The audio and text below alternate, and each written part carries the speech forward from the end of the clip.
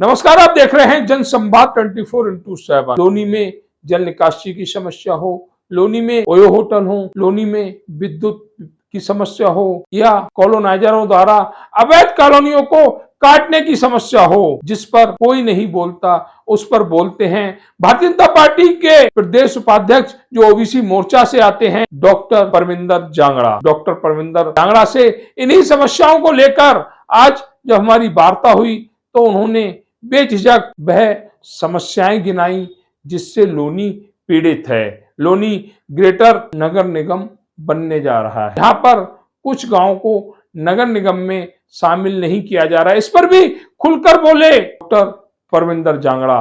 बोले लोनी के दिल्ली सहारनपुर रोड पर जहां जल भराव एक समस्या नहीं, एक लाइलाज बीमारी बन चुकी है।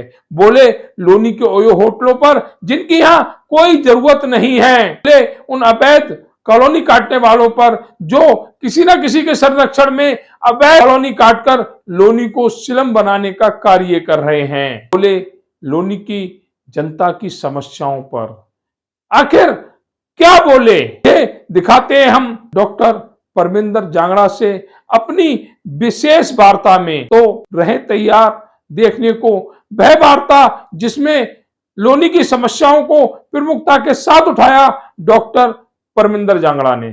अभी हम पहुंचे हुए हैं लोनी क्षेत्र में। लोनी क्षेत्र में हम एक ऐसी शख्सियत के पास पहुंचे हुए हैं जो लगातार जनहित की विचार अपने हमारे साथ साझा करते रहे हैं। कार्य लोनी में चाहे कोई भी हो, लेकिन जनहित को लेकर लगातार विचार हमारे साथ साझा किए हैं। हम बात कर रहे हैं भारतीय जनता पार्टी के ओबीसी मोर्चा से प्रदेश उपाध्यक्ष डॉक्टर परमिंदर जांगड़ा जी की। डॉक्टर परमिंदर जांगड़ा एक ऐसी हस्ती जिन्होंने राजनीतिक कैरियर में बहुत सी महारत हासिल की है, लेकिन कभी कुछ ऐसा कार्य नहीं किया जो कुर्ते पर कभी दाग लगा हो।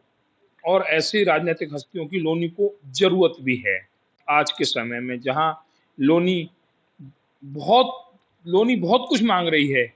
और उसी मांग के लिए आज हम डॉक्टर साहब के पास आए हुए हैं। भारतीय जनता पार्टी के वरिष्ठ नेता भी हैं, लगातार पार्टी के विचार साझा किए हैं। और आज हमारी डॉक्टर साहब से कुछ ऐसी ही वार्ता है, लेकिन शुरुआत हम एक ऐसे सख्त सवाल से करेंगे जिससे डॉक्टर साहब को भी कहीं ना कहीं जवाब देने में थोड़ी सी कठिनाई जरूर होगी। आज हम बात करेंगे दिल्ली सहारनपुर रोड की। दिल्ली सहारनपुर रोड जो यूपी और दिल्ली की लाइफलाइन कहा जाता है। आधा घंटे या 1 घंटे की बारिश में इस रोड पर लोग आना पसंद नहीं करते। उसी रोड के नज़दीक डॉक्टर साहब का आवास भी है। कठिनाइयाँ डॉक्टर साहब को भी होती हैं, लेकिन उन कठिनाइयों से आज तक निजात नहीं मिली। डॉक्टर साहब, जनसंवाद में आपका स्वागत है। आज हम सबसे पहले आपके नज़दीक जो सबसे बड़ी समस्या है आपके ही लोनी वासियों की, उसका जिक्र करेंगे। हम जिक्र करेंगे दिल्ली सहारनपुर हाईवे की, जिसको बहुत जल्दी आज से पहले निजात मिल जानी चाहिए, लेकिन आज तक निजात नहीं मिली और जनता कहीं ना कहीं इसका खामियाजा भुगत रही है। और भाजपा का कैडर कहीं ना कहीं इस बात से नाराज भी हो रहा है। धन्यवाद विनीत जी। सबसे पहले मैं जनसंवाद 24 के सभी दर्शकों को बहुत बहुत नमस्कार करता हूं। सवाल टेढ़ा है, वास्तव में इसके कारण से दुविधा का सामना सबको करना पड़ता है। और ये समस्या क्योंकि पहले ये 709 बी रोड था और ये एक्सप्रेस वे बनने के कारण से ये जो 8 साढ़े 7 किलोमीटर का टुकड़ा है, इसका संज्ञान लेने में कोताही बरती गई। तो जो टेक ओवर करने की बात थी, अब ये रोड नगर निगम पीडब्ल्यूडी के हिस्से में आया है। हमारे जो सांसद अतुल गर्ग जी हैं, उन्होंने इसमें इनिशिएटिव लिया। मैं उनको धन्यवाद भी करता हूं, मगर धन्यवाद पूरा तभी मैं कर पाऊंगा जब ये जो जैसी हालत में आप देखना चाहते हैं, जैसी हालत में मैं देखना चाहता हूं, और निश्चित रूप से बरसात के बाद इसका समाधान होगा, ऐसा मुझे पूर्ण विश्वास है। डॉक्टर साहब, एक सवाल और है। ग्रेटर नगर निगम ये क्षेत्र बनने जा रहा है। उत्तर प्रदेश के मुख्यमंत्री योगी आदित्यनाथ ने एक बहुत बड़ी घोषणा की है और ये प्रशंसा का विषय भी है, लेकिन उसके बावजूद भी कुछ क्षेत्र, लगभग अगर मैं उस क्षेत्र को वोटरों में अगर आपसे कहूं तो 25,000 के लगभग वोटर होंगे, उनको अभी भी नगर निगम में शामिल नहीं किया जा रहा है। आने वाले समय में ये एक सिलम ना बन जाए, इसको लेकर आपके क्या विचार है? मैं आपकी बात से सहमत हूँ। ग्रेटर गाजियाबाद नगर निगम का जो स्वरूप होगा, वास्तव में दिल्ली की तर्ज पर उत्तर प्रदेश का सबसे बड़ा शहर ये होगा, 50 लाख की आबादी जिसकी होगी, और यह एक ड्रीम प्रोजेक्ट माननीय योगी जी का है, मुख्यमंत्री जी का है। तो ये ग्रेटर गाजियाबाद का मतलब है कि ऐसा विकसित शहर जो दुनिया के नक्शे में जिसका नाम होगा। तो उसमें ये मैं आपकी मांग से पूर्णतः सहमत हूँ, क्योंकि जो अब ये कुछ गांव नगर पालिका में पहले से ही अब शामिल हो गए थे, जिनमें जावली बहुत बड़ा गांव था हमारा, 7,000 वोट का गांव है, टीला गांव बड़ा था, बंथला गांव बड़ा था, ऐसे सब गांव शामिल होने से अब लोनी विधानसभा के शेष बचे गांव की संख्या भी बहुत कम है। यानी अगर हम खादर की बात करें तो 5 ग्राम पंचायत हैं, इधर की बात करें तो 9-10 ग्राम पंचायत बकाया है। तो ये निश्चित रूप से बड़ा सवाल है, और मैं आपसे भी प्रार्थना करूंगा, आप भी अपने माध्यम से लोगों के व्यूज भी जाने। मेरी अपनी राय होगी कि ये जो शेष बचे गांव हैं, निश्चित रूप से ग्रेटर ग्रेटर नगर निगम, ग्रेटर गाजियाबाद के नगर निगम में शामिल होने चाहिए। इनका समुचित विकास तभी हो सकेगा, विधानसभा का मात्र 5% हिस्सा विकास से महरूम न रह जाए, इसकी चिंता सरकार को करनी चाहिए। मैं भी स्वयं माननीय मुख्यमंत्री जी से मिलकर इसका निवेदन करूंगा, क्योंकि हमारा मडोला क्यों पीछे रह जाए विकास के मामले में, वो भी नगर निगम का हिस्सा बने। तो आवास विकास उसकी बराबर में डेवलप हुई है, तो वो आवास विकास भी नगर निगम के दायरे में आए। तो भविष्य का वो मात्र 3-4 किलोमीटर की दूरी का हिस्सा रह जाएगा, बागपत की सीमा तक ग्रेटर नगर निगम गाजियाबाद बनना चाहिए। इससे जहां जनहित का लाभ होगा वहां विकास में भी आसानी होगी, और विकास करने का की एजेंसी भी एक ही रहेगी, नगर निगम। सवाल भी किससे होगा? नगर निगम। तो राजनीतिक तौर पे एक बड़ा निकाय होगा, तो समस्याएं उसकी निश्चित रूप से ये इस जो निकाय होगा, ये नगर निगम क्षेत्र होगा, इस पर पूरे हिंदुस्तान की नजर रहने वाली है। भविष्य में ऐसा सुंदर चमचमाता ये शहर बनेगा, जो कि मैं देख रहा हूँ मुख्यमंत्री जी का ड्रीम प्रोजेक्ट है। तो इसमें प्रार्थना यही रहेगी, आप वाली बात से मैं सहमत हूँ, लोगों को इसमें निश्चित रूप से अपनी राय भी रखनी चाहिए, सुझाव भी रखना चाहिए, और इसके लड़ना भी चाहिए। एक सवाल और है डॉक्टर साहब, सवाल ये है कि देखा जा रहा है कि लोनी विधानसभा पिछले काफी समय से भारतीय जनता पार्टी के पास है। पहली बार यहाँ से रूप चौधरी जी विधायक बने थे, उसके बाद वर्तमान में नंदकिशोर गुर्जर जी विधायक हैं, लेकिन विकास की वह सीमा तक नहीं पहुंच पाए जो विधानसभा को पहुंचते थे, क्योंकि ये राष्ट्रीय राजधानी की बहुत नजदीकी क्षेत्र है।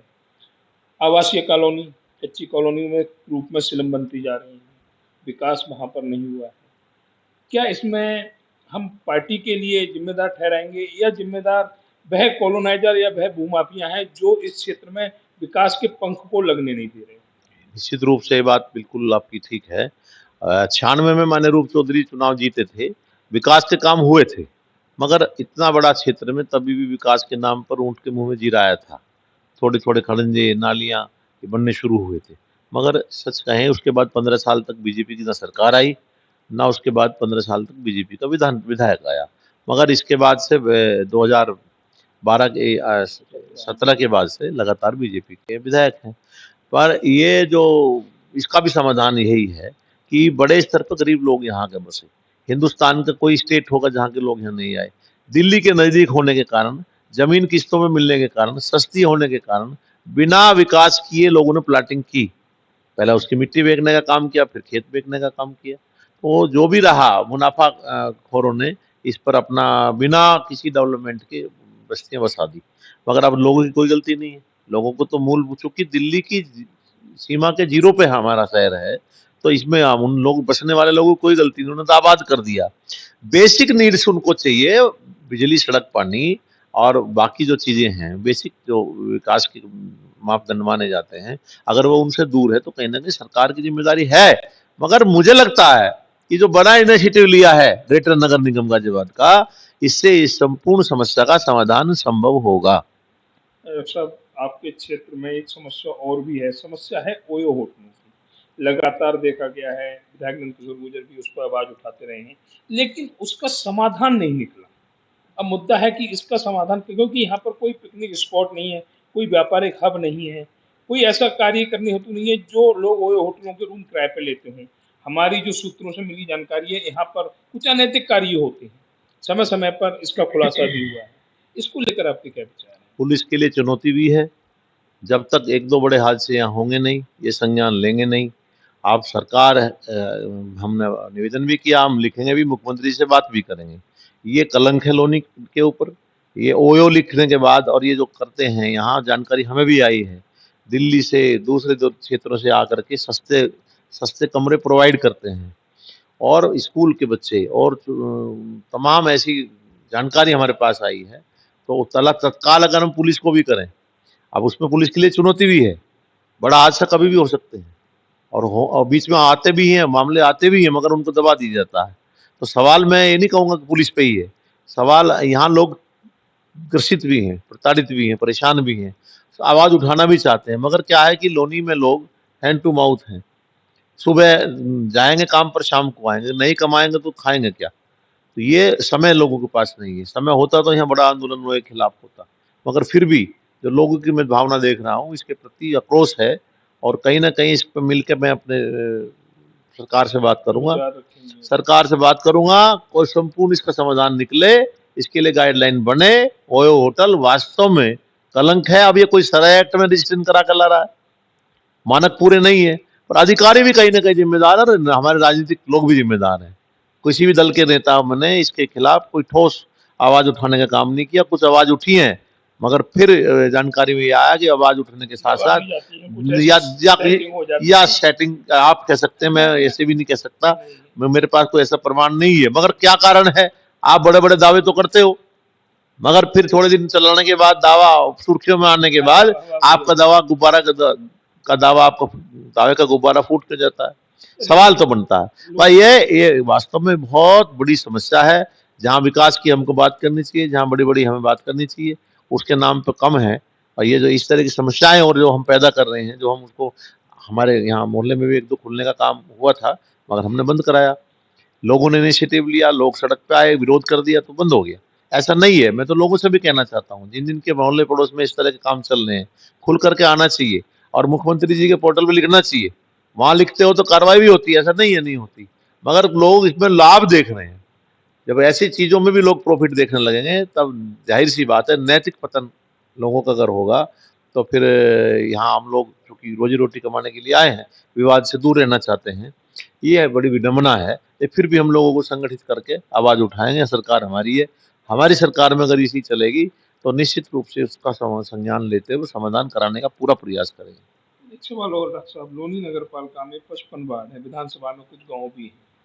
लेकिन विद्युत समस्या एक ऐसी समस्या बनी हुई है, जिसका हल पिछले कुछ वर्षों से निकल कर सामने नहीं आया। हालाँकि सुधार हुआ है, लेकिन सुधार उस मोड़ तक नहीं पहुँचा है, जिस मोड़ तक पहुँचना चाहिए। जहाँ तक बिजली का मामला है, लोनी के अंदर वास्तव में जितना बिजली घर बने, जितनी क्षमता ट्रांसफ़ार्मर्स की बढ़ी है। हाँ, मैं डीएलएफ की बात ज़रूर करना चाहूँगा। वहाँ से कलोनाइज़र ने जो डीएलएफ बनाई थी, उसकी क्षमता कितनी क्षमता के वहाँ सीवरेज डाले थे, कितनी क्षमता के ट्रांसफ़ार्मर लगाए थे। उसके बाद जब डीएलएफ बनी होगी तब लोनी में 1 बिजली घर था। अब डीएलएफ को ही एक अलग बिजली घर देना पड़ा और वो जो स्लम बचे आस-पास के डीएलएफ के, बिजली खपत वहाँ भी है। पहले चोरी होती थी, चोरी भी कम हुई।